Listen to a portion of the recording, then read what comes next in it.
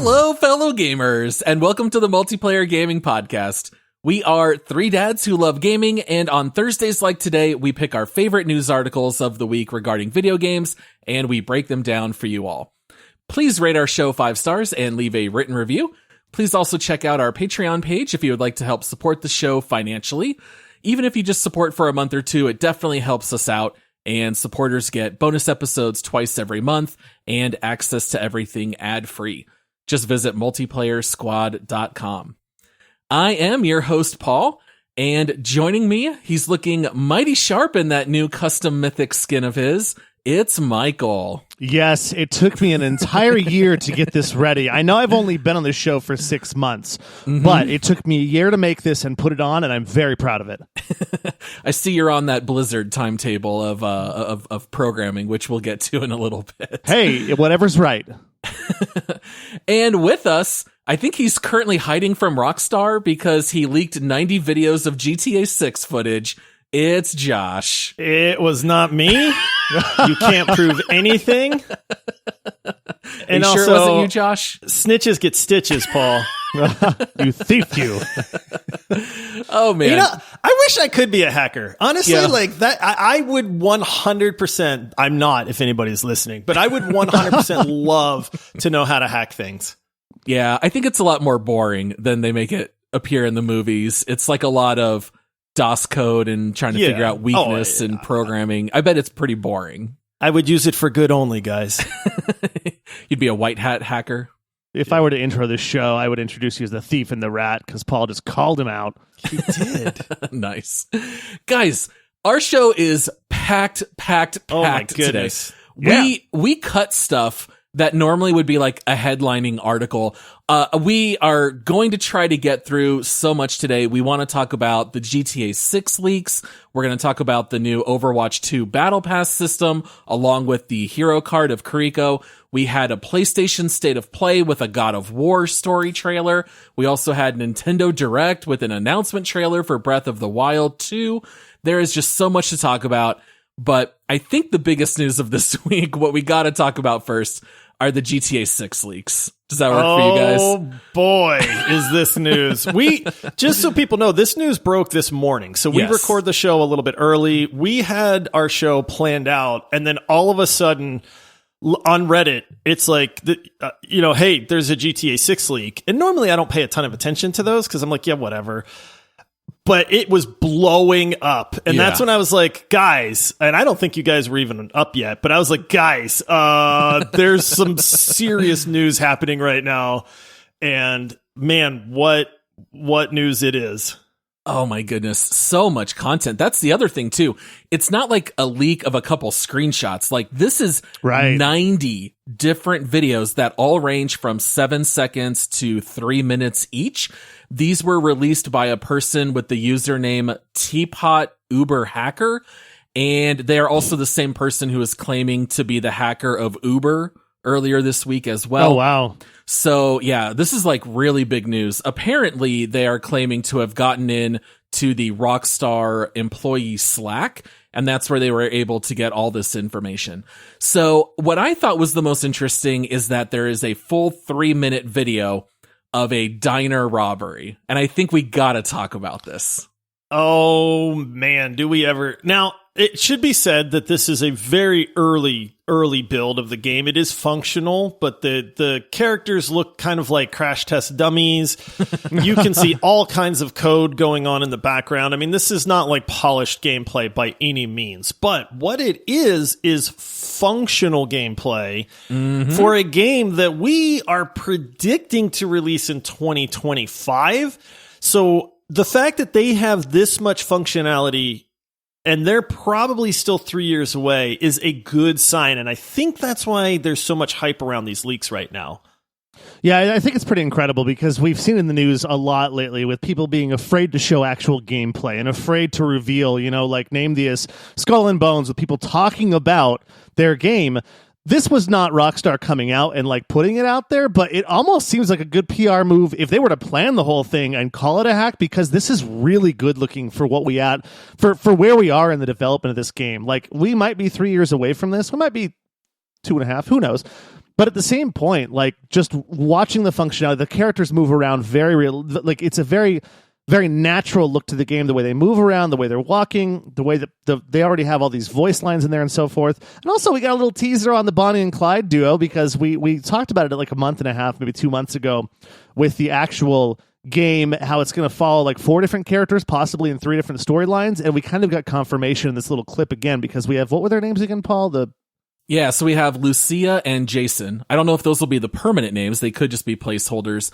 But we see the 2 of them sticking up a waffle diner, which I really wonder if it's supposed to be a callback to Pulp Fiction because it's very similar. Yeah. They are robbing the registers. They are threatening the people that are in the booths. And I think one of the really neat things that we've never seen from a GTA game is you can walk up to people and there's like a list of different things you can do with your buttons. And so we see where you can like threaten people to get them to sit back down. We've had things like that in GTA, but there's also options to put zip ties on them so that way they can't move or get up. I thought that was awesome. There's also a timer at the top that shows when the police are going to be notified. I don't know if that's just in like the test build. I don't know that that's necessarily something you'll see in the finished game. But it's pretty neat that you get to see them robbing all of these diner customers.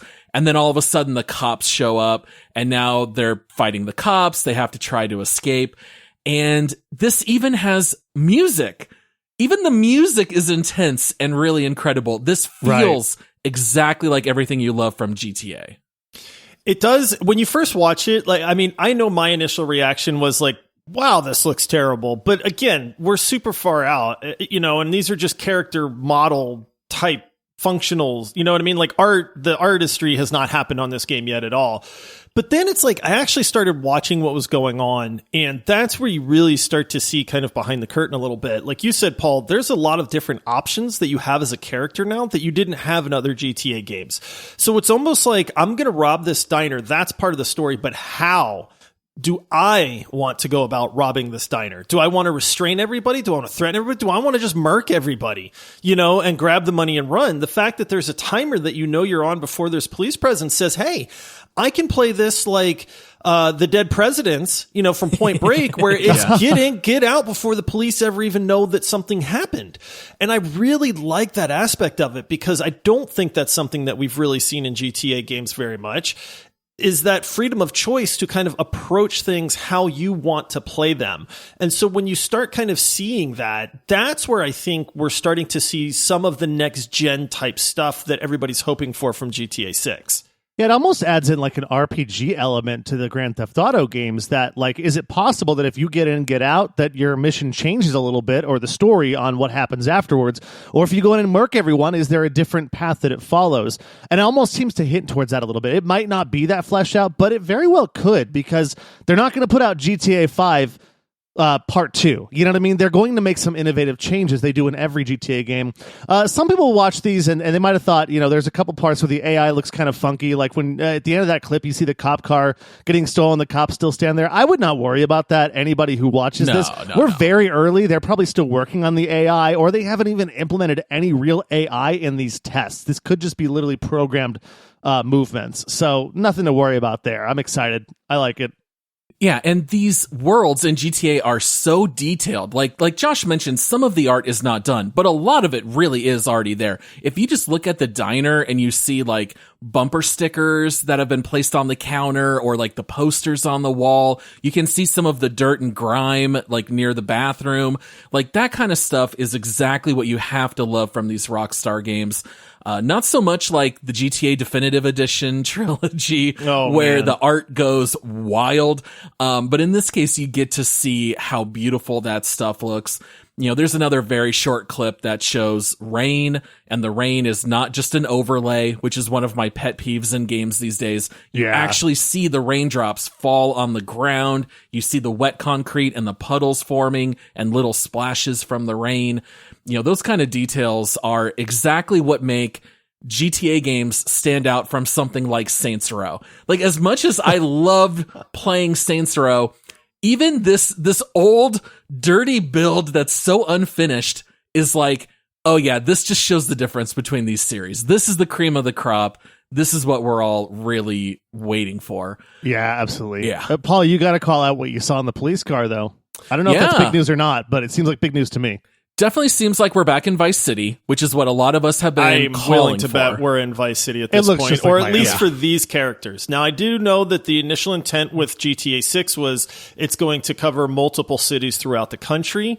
Now, we did talk about them paring that back some, but in this case with Lucia and Jason, they're in Vice City. Like, I am willing to bet that based off of what we saw. Yeah, we saw palm trees, we see VCPD on the cop cars. Now, other people did note that some of the assets are from GTA 5, so you might see some references to San Andreas and things like that, but I think it's a pretty safe bet to say we'll be in Vice City with at least these two characters. Now, a couple other quick things that we can mention here that might get you guys excited. The code makes reference to things like equip Jetpack. Yeah. No. When have you ever complained about jetpacks being in a game? I mean, never. There are references to police knowing your vehicle. So people are thinking maybe this means to evade the cops. It's no longer just drive really fast and hide under an overhang. You might actually have to swap vehicles because the police will have like an APB out and they'll say like, hey, they're escaping in this kind of vehicle. So you might have to go into the parking garage, swap vehicles, get off, and, escape police that way, which I think is very cool. I always thought that would be one of the best improvements they could make, because if you're breaking the law like you break the law in the GTA games, the cops are not going to just simply give up very easily like they do in the game. So like for a game that's so realistic in a lot of ways, that really breaks the realism for me. And so to need to put a lot more emphasis on do not alert the cops or you are in big trouble and it's going to be very difficult to then get away. You know, it's still possible, but that's a much bigger aspect of the game. I would personally love that instead of just, hey, drive and hide somewhere. And then like the cops are dumb and they give up. So if they make that a thing to where, you know, hey, if the cops are after you, you're in big trouble at that point. Oh man, I would love it.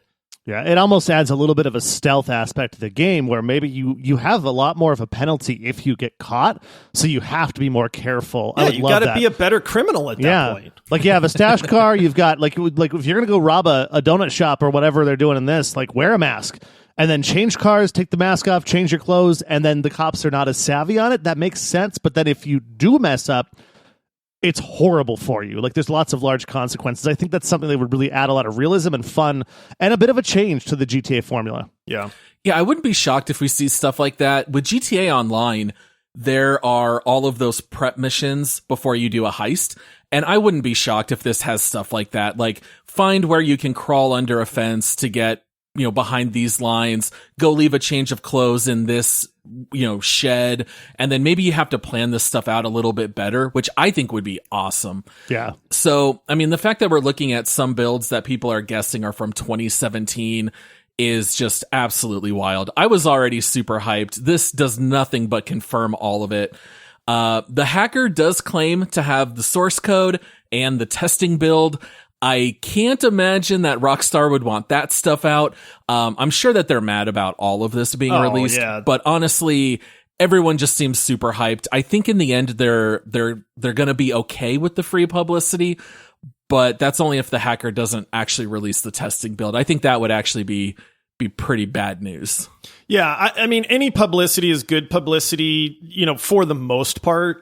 Like I said, a lot of these videos, Paul, you touched on it, but it bears repeating, is that a lot of the videos that we looked at are actually time-stamped, or date stamped from 2020 and 2021. Yeah. So we're seeing stuff that was 1 to 2 years old, and we're already saying this looks good for where it's at. And if we're thinking, hey, GTA 6 is going to release in 2025 or maybe late 2024, that means that this truly could be the next gen type game that we've been waiting 10 years for at this point.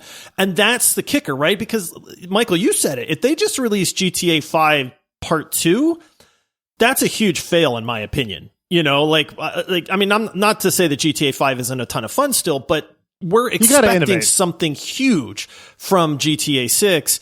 And I think we're getting glimpses of that at a very early stage, which is giving me a lot of optimism at that point. And I think that's why people are hyped about this leak. It's crazy too to see those dates stamped for almost 2 years ago. And just it shows how much work goes into making a quality AAA title like this, because there's like 130 people working on this, and that's just on the programming side. You know what I mean? Like, and that's a number I just kind of pulled out because it's an average number based on what's in Michael's brain. But it's just incredible how much work goes into this. And to Josh's point, like if they were there 2 years ago, where are they right now? You know, with what where are they going to be 3 years from now when the game releases? It's insane. Yeah. So GTA 6 news, these leaks might be a little bit tough to find. They're all being taken down from YouTube and Twitter already. You might have to poke around a little bit if you want to try to find it. Although once it hits the internet, of course, it's gonna be available somewhere. We have them all. So if you subscribe Legendary, Paul will send you the zip file. Or I was gonna say just email Josh, since he's the one who got it. You got no proof. You have no proof whatsoever, Paul. Also, I will hack into your bank account. Oh, okay. Right. He already got Uber and he got sir. Slack. All right. Well, who would have thought that God of War Ragnarok news would be taking second billing? Right. We got this incredible 3-minute story trailer from Ragnarok. This is the time of year, boys. Christmas has already started and it's only September. This Ragnarok trailer looks incredible. What do you guys want to break down? I am so geeked out, you guys. When this thing hit, I posted it to our Discord. I posted it like everywhere, man. I know I'm a huge God of War fan. Maybe more so than most people, but this trailer had so many incredible things to see. I literally got chill bumps. Like, and I know that sounds geeky, but hey, you're listening to us for a reason, right? It's like, I got no shame. And there's a part where he's arguing with Atreus a little bit in this trailer, and like Atreus knows something, and maybe it's the spoiler that they showed at the end of God of War, which I won't spoil at this point, even though that game's been out for a long time, because I know there's going to be a lot of people that probably play that in preparation. But this guy, Atreus knows something. Kratos knows that Atreus knows something, and they won't say. And he's saying like, "Hey, I can't. I know things I can't tell you." And they start arguing about how Atreus is protecting Kratos at this point. And he's worried that Kratos is going to die. And Kratos says, "Death can have me when it earns me." And I was just like, oh, yeah! Because it's like, this dude ain't afraid, man. We get glimpses of Skoll and Hati, which are the two wolves in Norse mythology that chase the sun and the moon eternally. And you see Atreus shoot an arrow into the sky, and these two wolves go flying into the sky to chase it. And the sky rips open and like peels apart, and everything in this trailer just geeked me 100%, man. I could not be more excited for this game. I don't have a lot left to say because I think that Josh just covered the whole trailer, all the exciting stuff. But what I can say is, I don't know the lore like Paul and Josh do, because I didn't play the 2018 game, which when Josh was just talking about how some people go back and play it, I have to play it because this is a direct sequel. I know it's not like a direct sequel. I don't have to play it, but I have to play it. What I can say though is Santa Monica Studios knows how to make a trailer. This was cinematic. Like, the music was incredible. I felt like I was watching a story, like, without even having played the previous game. I am jazzed to play this game, and the part that got me so much was the part that Josh just mentioned with the arrow that Atreus fires up at, like, it looks like he's firing at the sun. The sky rips open, the giant wolves go, and it's the moon. And I was just like, that was really cool. Only a demigod or a god could do that. And like, it shows who they are. And a smaller point though, what I really got from it was there's a point it's a really small part in the trailer where one of the enemies, I think it's a regular enemy, goes up to, like, they make this power attack with his sword, and Kratos just elbows him in the face. It just shows how confident and competent Kratos is as the God of War, and I loved it. I'm jazzed. Oh yeah, absolutely. There was what I really like about the story is that it seems to be a mirroring of not the first God of War, you know what I mean, the 2018 God of War, where Kratos had his secret of being the Ghost of Sparta, and he did not tell his son for the purpose of living a quiet life now in Viking country and to protect his son. And now we're seeing that mirrored where Atreus has his secret. So we don't know exactly who the enemies in this are going to be. We, of course, know Thor is in it. We get to see a half second where Thor and Kratos throw their weapons at each other. They meet in the middle and clash. We see some stuff like that. One thing that I did also like from a story perspective is where we hear a voice saying that Kratos is a monster who kills without cause and that he only thinks about himself. And he says, no one has ever prayed to you or worshipped you, kind of implying Kratos has been a very selfish god. And I wonder how that's going to play into the overall story. And that's what I find, I think, most interesting from a story perspective. Is there going to be some overall reflection on who Kratos wants to be moving forward? And the story itself, we don't see a lot in this trailer. It's definitely more of a teaser type, but it definitely got me excited. They show some stuff that Tyr, so there was all of the references to Tyr in the 2018 God of War, but yet you never see him at all other than on a couple murals, but he's obviously a main focal point. In the very beginning of this, you see Kratos cutting Tyr's hair with the Blades of Chaos. And so they're working together in some sort of way. I don't know if that mysterious voice that you just referenced, Paul, is Tyr talking to Kratos saying, hey, I'm the God of War. I'm the peaceful God of War. I'm trying to unite people and protect the giants and all this stuff. Why are you just so bloodthirsty, God of War? Like, if we're the same entity, but in different realms, nobody, like, I think he's actually trying to, like, influence Kratos and say, kind of stop, like, quit murdering everybody. It could be, like, I'd like to think that maybe that's Odin that is talking to Kratos at that point. There's a lot of fan theories because we do see the Leviathan axe and Mjolnir clash and kind of stick together. There's a lot of theories that Thor is actually only going to be like a minor part of the game. Like, you're kind of like in God of War 2018 where you fight Baldur a few times, but then they're thinking, well, maybe he's going to move on to the Allfather. And so now this is Odin talking to Kratos and stuff. There's so many routes this story could go. Like I said, it's just getting the glimpses. More and more of the story aspect, I think, is what geeks me out more than the combat aspect of what they've shown, just because the story is what makes God of War so incredible in the long run. Yeah, I think that would be an incredible twist. Not really a twist, more of a reveal if during the game we play and we go to that level where you're going to interact or fight or whatever happens with Odin would be incredible. Obviously, there's been a lot of Thor-centric things in pop culture lately. There's been 4 Thor movies that Marvel put out, and we know a lot about the mythology and lore in there. I wonder if we're going to see something completely different from the God of War series, which I think we will. It seems like it might deep dive a little bit deeper or go more into the actual true mythology, not comic book mythology. Either way, very excited about Thor. When I saw him in the trailer, and he's more rotund, I guess you could say, than what you see, in like Chris Hemsworth's body. But he's being played by Ryan. He's being voiced by Ryan Hurst. Great actor, fantastic, grovelly, grumbly voice. But when I saw at the end of that trailer, he catches Mjolnir, and he's going at it with the God of War. I can't think that's going to be anything but a Titan level of epic. Yeah, Ragnarok is clearly going to be in a 1-2 race with Elden Ring for Game of the Year. I think that's kind of a lock at this point. Yeah. Well, and the word Ragnarok is like the apocalypse for that line of mythology, right? So that might get into it too. Yeah, I think that's safe to say, being that it's in the title of the game. Yeah.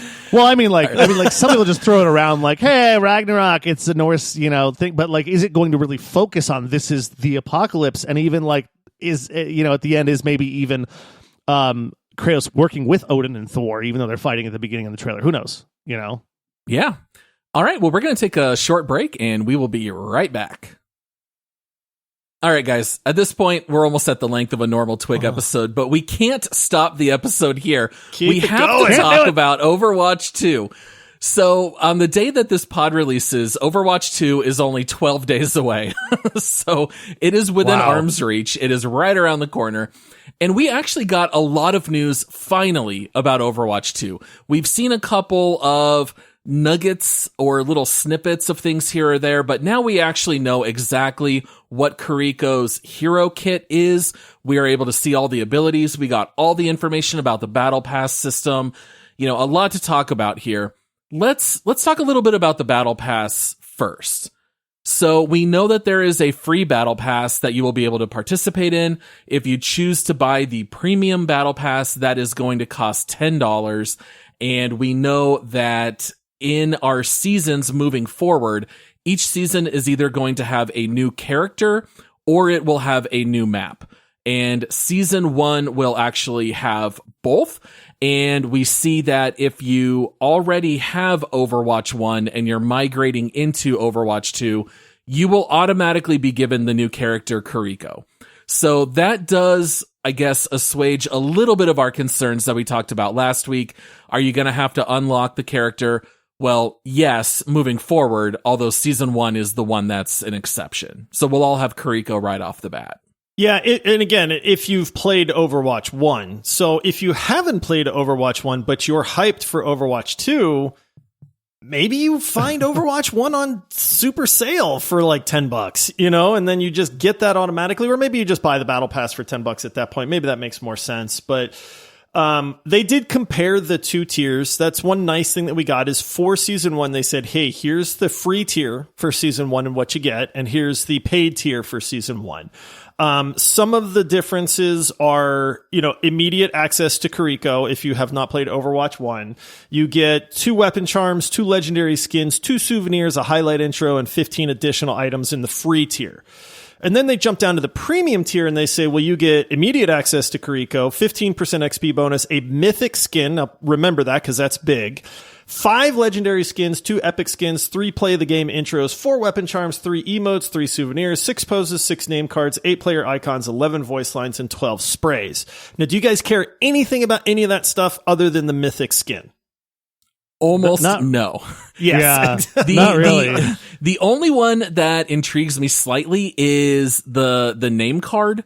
So, like, are you going to be able to earn titles? I guess that might be kind of neat. Like, you'll see those in MMOs a lot. So maybe if it's like, you know, something that gets put in front of your name, maybe I'm a little bit interested. I definitely don't care about the trinkets and the sprays and the emotes, unless any of them are very funny, in which case maybe they'll be kind of neat, but I don't really care that much.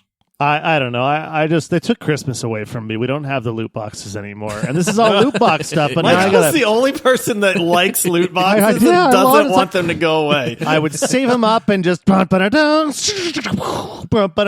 all the music, it was like Christmas, and I'm sad. But it was a chore for me. That being said, I'll probably pay $10 for this tier because I want that mythic skin right away, and because we know there is a lot of work that goes into these mythic skins, like roughly a year, right? Or a year of work, guys? Is that? Yeah. So yeah, let's talk about the mythic skins. So in Overwatch 1, up to this point, the highest level skins are legendary. And now with Overwatch 2, they are coming out with these mythic skins. And what makes them even more special is that they are customizable. So you will be able to change patterns and coloring of those skins. Now, in Season 1, there will only be one mythic skin available, and that is for Genji, who none of the 3 of us play, so I don't think any of us are going to be going after that Genji skin. I'm going to play him just to get the skin. That's just that's the type of player I am. I'm like, I need the skin. I'll go get him.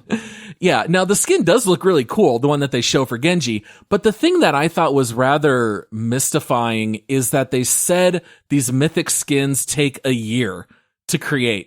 Now, I am no developer, guys. I am no art designer. How on earth could a mythic skin take a full year to develop? It doesn't. This is all just part of the hype piece. They came out because it's like, oh, well, you know, the main thing for the paid battle pass that we're trying to draw you in with, because we can't talk about letting you unlock characters early because that's a big no-no. We've caught a lot of flack for that. So let me point your direction away from the paid win style of the unlocking characters and over here to these mythic skins, guys. Like, don't look over there, look over here. And what they said, why the mythic skins are so incredible was, God, it takes them a year to make a mythic skin. And so that definitely makes that battle pass worth it at that point, right? Here's my question. So John Spector, the commercial lead for Blizzard, is saying, quote, "We don't have any plans to do that in the future. That's not to say we wouldn't somewhere down the line." He's talking about selling mythic skins. Well, if the only thing we care about in this battle pass and anyone else cares about is the mythic skin, are they not already selling the mythic skin for $10? Yeah, I mean, basically, yeah. But it takes a year to make. I'm always shocked at the people who actually really do care about sprays. Like, I could not care less. But there are people who are still going to want to buy them. Now, we do know that these seasons are going to be 9 weeks each. So if you pay that $10, it's good for a 9-week period before the battle pass goes away. And they did say that for the first year, a majority of the new characters will be tank and support classes. I actually really loved to hear that because we have so many DPS choices. I would love to get a little bit more variety, especially for healers. So we're going to see some new options there moving forward. They did say that even numbered seasons, so seasons 2, 4, 6, 8, are going to have new heroes, and the odd seasons like 3, 5, 7, 9 will have new maps. So every 9 weeks we are going to have something new. This is the benefit of a battle pass system model where we're getting new stuff. How do you guys feel about this overall? Are you happy with the battle pass system? Do you kind of hate it? What do you think? So here's what I think. I think that every 9 weeks at $10 a battle pass, they're making $60. Really, it's $57.78 a year off of you. So Blizzard loves the battle pass. Honestly, for me, with how much I enjoyed Overwatch, I'll probably pay it. Yeah. Well, I think we all bought Overwatch for $20. Maybe it was 30 at the peak. I don't really remember. So they're probably just banking on the fact that your average user is going to buy at least 2 to 3 battle passes. And some people are going to be paying it every single 9 weeks for the next 6 years. So I'm sure it's a good financial decision. I don't plan on buying these battle passes. I'm curious to see if I end up fizzling because I'm not going to want to grind for new characters. That's what I'm going to be curious to see. That's the other thing that we didn't touch on yet before we move on is that they did confirm that new characters will be available at tier 55 of a battle pass. And I think they said out of 80? Out of 80. 80 tiers? Okay. Yeah. So it's like, they're not saying, hey, you got to get to level 80 on that. But they did say you need to make it a pretty good ways in. Now, they also came out and said that based on historical data from how much players play the game, and that should be doable by the end of the season if you're not trying to grind for this character. And it's kind of like, okay, so, I mean, if it's doable, fine. But the problem is, they haven't said what happens if you don't get a character. And they did say we'll have a way to get those later on, but they didn't say what happens if you miss it either. So constant updates is the one benefit of a battle pass system. If they can consistently develop and release characters and new maps and all that stuff for Overwatch 2, that's a win because they have consistent financing to do that. And they also have to make them interesting enough that people want to spend that money. On the flip side, I'm really worried that's going to wind up with balance issues because who's going to want to grind or pay for that new character unless that character is OP? Nobody wants to unlock a character that sucks. Yeah. So then we get into the whole power creep and balance issues and all that stuff that I am worried about, but we've already talked about that. So do we know, did they release how you progress through tiers? Is it based on wins plus time? Is there some algorithm in there? Do we know? I don't think they released the specifics. I think it'll be almost exactly to how you level up in Overwatch right now, except you'll just level up within the battle pass instead of your overall level. Now, I think the last thing to talk about with Overwatch 2 is Kiriko's kit. So we got to see it here. There is a major tie-in with Hanzo and Genji. We know that Kiriko grew up with them because Kiriko's mother actually trained Genji and Hanzo. So we do see a lot of more Japanese-inspired abilities and aesthetics. Anything in particular in this kit that you found interesting as a support class? She's OP, which we already know. Now, here, I jokingly say that, but here's the issue. We talked about this a little bit offline, but here's a good example of a little bit of the concerns that at least I have, and I'm pretty sure you guys have, is this healer. She is a healer class. She has abilities that allow her to teleport to a party member. Through walls. She can climb up walls a la Genji and Hanzo, so her mobility is going to be very good. She can heal people. She can DPS by throwing her little Kiriko knives or whatever they are. And she shoots out these little like paper things to heal people. But possibly the biggest ability is she can grant temporary invulnerability to her party, kind of like an Ana grenade where it splashes and hits in an AoE circle. She can grant invulnerability for what seems to be maybe 3 or 4 seconds. It's not super long, but they showed that where like the party was charging a bastion and then the bastion couldn't do anything. So it's like most healers have a heal, maybe a DPS, and maybe like a fade like Moira. You know what I mean? Or Mercy, where you can just dart from one character to another. And here comes a new character who has like 6 different abilities. That's not counting her ultimate on top of all of that. She looks fun. I want to play her. It works, but I have some concerns about how much they're giving these new characters. Yeah, it truly is an OP like build for sure. You think about what kind of ults could combo with an invulnerability for 3 or 4 seconds. That's a lot of time for someone to be really frustratedly shooting at a whole team and then they're just doing nothing, when you could literally combo a bunch of ults during that when you normally have to hide. Or I think of like, for instance, like Junkrat when he rips his tire. He's standing there for 2 seconds, he rips the tire. No longer does he have to hide if he combos that, but they could combo other things at the same time. It seems like that's going to be a very frustrating part if you're fighting against a team that is dealing with that ult. It kind of feels like the death of Zarya, because we already had Baptiste having the invulnerability, whatever that ability is called, and now we're giving another character the idea of being able to do that. Zenyatta already had Transcendence. Even Moira with her ult, you could sometimes just pop that on your party and keep everyone alive. I will say that Kiriko looks super fun to play. Lucio was the king of mobility, and Kiriko's going to be right up there with him. I love the idea of being able to teleport to people through walls. Being able to get back to the party quicker is awesome and definitely key. As Mercy, I can't tell you how many times I wish my party member would just slow down for 2 seconds. Yeah. That way I could guardian angel to them, but they keep turning around corners. And now with Kiriko, you'll just be able to be there. I will say that her ult does seem a little underwhelming. She shoots out like a spectral fox, and then if you follow the fox, you get a bonus to speed and attack, your attack numbers. So I don't know how that'll work, but definitely seems like a really fun class to play. Yeah, as a person that really mains support or tank, I will be drawn to her very quickly. Man, I what you said about Mercy truly resonates. I hate it when I can't get around and heal people, and this solves that. So it's pretty cool. Big selling point. Yeah. All right. Well, our last story of the week, which we'll knock out pretty quickly here because there's only so much to talk about anyway. But Nintendo Direct came out with an announcement trailer for the Breath of the Wild 2. We now know it will be called The Legend of Zelda Tears of the Kingdom. Apparently there was some debate. Is it Tears or Tears of the Kingdom? But we're pretty sure it's Tears of the Kingdom. And it is set to release May 12th, 2023. Michael, you famously do not like Breath of the Wild. You're in the minority there. This game definitely looks to be a lot of what Breath of the Wild offered. So I was curious to get your take, Michael. Is this something that you have any real desire to play?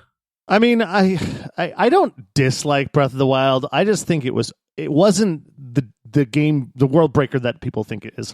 That being said, this looks like the exact same game. They just added some verticality to it where you can go up and down now on the floating islands. There's a couple things like that. It looks like, there's more flying options, flying on like this little kite looking thing. Looks like a stealth bomber, but you're standing on it. I'm lukewarm on this. I would like to go back and try it. The biggest thing that I didn't like about Breath of the Wild is the world felt remarkably empty to me. And so if they solve that, I think this game could be a much better game, but it really looks like same old to me. I don't think it's going to be the jump that we expect from like Grand Theft Auto 5 to 6. The jump from Breath of the Wild to Tears doesn't look like it's going to be as drastic. Well, to be fair, it's definitely a truncated timeline in between games. But that's true. What do you think, Josh, in watching this? I like Breath of the Wild. It is a very fun game. I agreed with Michael in that I think it is slightly overrated for what it is. I didn't see anything innovative with this, and I think that's my biggest thing with it. I think the game looks fun. Don't get me wrong. I will buy this game the day of release. My wife and I will play it together over the next couple weeks. I am excited for it. So don't think that, this is tempering my excitement. The only thing it kind of just looks like more of the same. Now, we didn't see enough. Maybe they've introduced a lot of new mechanics. There are some, if you break this trailer down, there's a lot of neat snippets on this. Link has like glowing vials in place of his Sheikah slate that he had. We're not sure what those are, whether they're like some kind of potion or ability or something like that. There's a lot of verticality that they showed in this. Floating islands, dungeons in the sky, Link climbing up these floating rocks to go up into the sky. I think the verticality idea is neat. But is that really innovative, or is it just, we don't know enough yet? I will say that the trailer, while I went, ooh, finally, Breath of the Wild 2, and then I kind of went, well, okay, yeah, that looks kind of like Breath of the Wild 1. Well, this is a very short teaser. This is the announcement trailer. They're not trying to show anything major. They do not say anything in regards to story. They don't show a single weapon. You don't see a single ounce of combat. It's clearly just to give you a glimpse of the world. And in that regard, I thought it was interesting. So we know it's exactly the same area as Breath of the Wild. They're using the same map as before, but they are changing things. We don't know exactly the timeline or when this game takes place or if there will be time jumps. We do see some things like Link's corrupted arm. We see the corrupted Master Sword. We have no idea what any of that stuff's going to be about.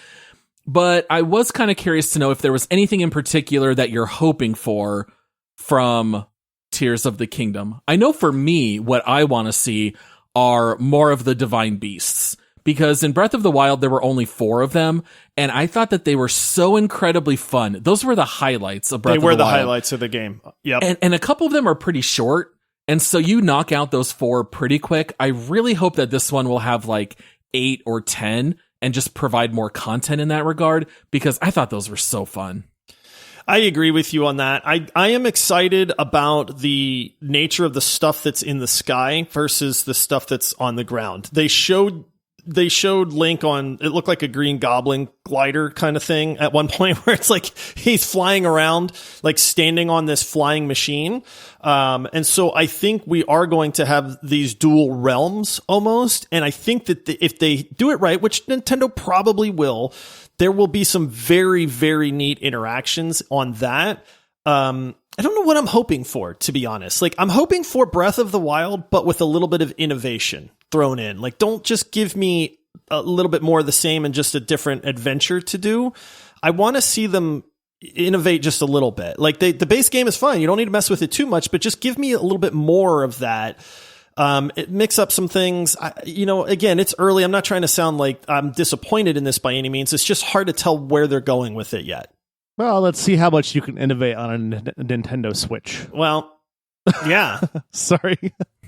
You can innovate a lot. I think this game definitely is bringing those innovations. Just simply the fact that you are flying and spending all this time in the sky is very different than Breath of the Wild. There also seems to be a time rewind feature. So you see, like Josh had mentioned, where you're almost like climbing falling boulders. The difference is that the boulder starts on the ground, and then it seems like you can reverse its path and follow it back up into the sky. Now, we've seen mechanics like that in other games, like It Takes Two. There's an entire level built around reversing the path that different objects took. So that's not necessarily innovative full stop, but I think that'll be part of the innovation. You get to rewind and see, where did these objects come from? Where were they before? How did they get to where they are now? And I think that might be a little bit of that innovation, but clearly at this point, we just have no idea what this game is going to be. I mean, we literally just found out the name.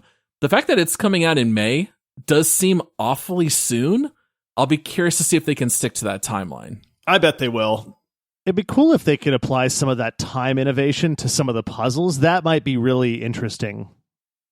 Yeah, I think they will. That's one of the best things about Zelda games is the puzzles that you have to do and solve. And I don't think they're gonna miss on that, to be honest. Yeah. This game's going to be great. I don't mean to sound negative, because I'm not. I just mean with this particular trailer, they did show some stuff, and you can kind of, like I said, there's a lot of stuff that you can pick out in it. I'm just anxious to see more before I say whether I think this is going to be like better or worse than the first one.